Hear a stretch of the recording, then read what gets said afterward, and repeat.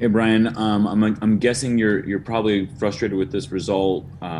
It looks like just 7 shots. What do you see going on there as far as chance creation? Well, I mean, 7 shots, you know, probably some of that was just our, you know, emphasis on possession in the first half, maybe not as direct play as normal. Some of that might have been at the end of the game when we were chasing the game. We were putting a lot of crosses in. I don't know if you guys have the stats on that yet, but, it's just, it's frustrating when you can't generate chances, but that's always the hardest thing to get when you're in preseason. Next question will go to Jonathan Tannenwald over at the Philadelphia Inquirer. Once again, JT, your line's unmuted. Go for it. Thank you. Hi, Brian.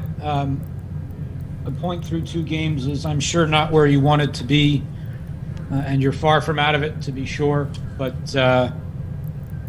what do you make of sort of where your team is at this point and what the stakes are for coming up against Vancouver? Well, it's not it's not good. So, we'll have to make sure we get a result in the last game and then see where we end up.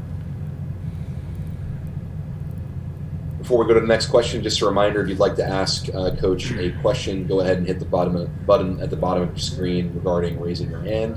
Next up, we have Nico Moreno. Nico, your line is off mute. Please go ahead and ask your question. Hey, Brian. Just 2 quick questions. First one is, how do you make the decision to give Halpel a debut, in a tournament and a key game like this one? And how do you talk to a guy like Javier Arriaga, after a game like today where things didn't really go his way?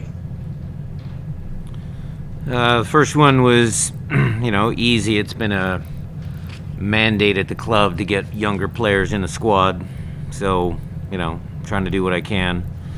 As far as the second question is concerned, Javier, we will talk to him. We will learn. He will learn. I mean, look, he misjudged a bounce. Maybe we should have provided cover. If you watch those entire plays, this is why soccer is a team sport. If you watch the entire play, can we do a better job of stopping the ball up higher up the field? That was one of our intentions, to press higher up the field.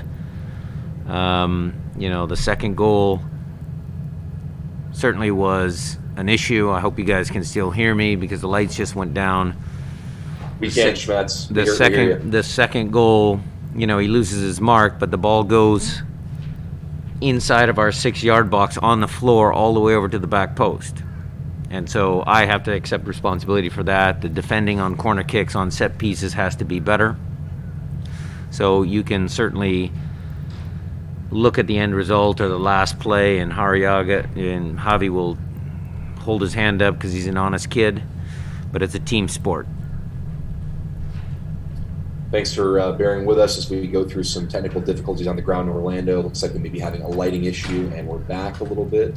That's good. Can still hear Brian, so we'll keep going. Next question, we'll go to Jada Evans, Seattle Times. Jada, your line is coming off mute. Please go ahead. Kind of extending on that a little bit, it seemed like you guys the back line was showing playing well all the way up, I guess, into that first goal. Would you agree with that? And were those mistakes things that are easily fixable? I thought the back four was playing extremely well up until that moment. Goals change games. There's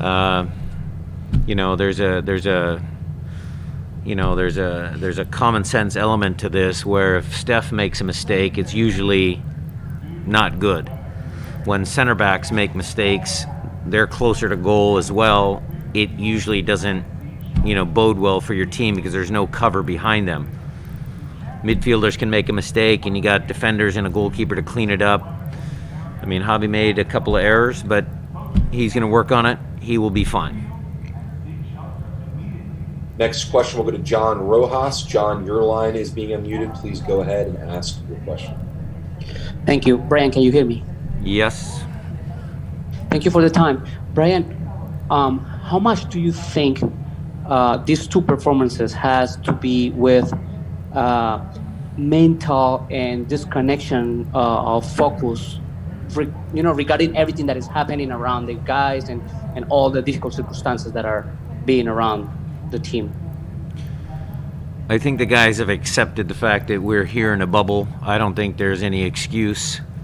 The games are challenging because of different things. I mean, the first game was challenging because San Jose plays in an unorthodox style, yet we created 2 really clear chances and we probably could have scored, but we didn't. This game against Chicago, I thought we had extended possession. Game plan was working. One mistake because of a lack of concentration, they get the goal that changes things. So it's sport. It's not always going to go the way you think, but I don't think our team, I don't think our players ever use things like, we're not prepared, or we're in this bubble, we're too strong mentally for that. And so I don't think being here is the cause of why we have a tie and a loss. Thanks. We'll go over to Femi Abebefe over at Como TV. Femi, your line's coming off mute. Please go ahead. Hey, Brian, 2 quick questions here. The first one, what did you make of Jordan Morris's impact coming on in the second half? And then also the second one is, do you feel guys are pressing and that's causing maybe some of the disconnect in the attacking third and just unable to create some chances there? Jordan's impact in the game is usually a little bit better when the game is opened up.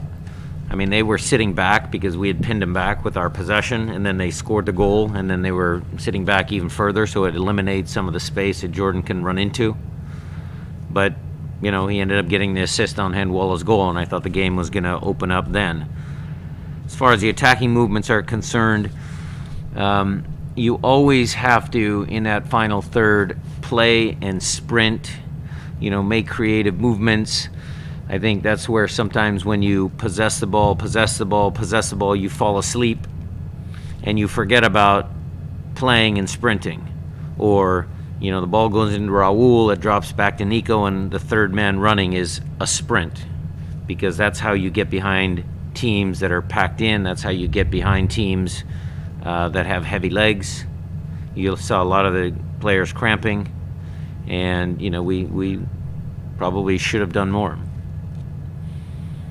We'll take 1 or 2 more. Reminder, if you have a final question, just hit the button at the bottom of your screen. Next up is Nico Moreno. Nico, your line is coming off of mute. Hey there, Brian. I just wanted to know, it seems like over the first 2 games, Raul really hasn't gotten a lot of possession in dangerous positions in the final third. Is that something that you guys are going to be emphasizing on, how to maybe get him a little bit more touches on the ball? Yeah. I thought Raul played well today. There was a lot of bodies inside the box where he normally operates, but I thought Raul was good today.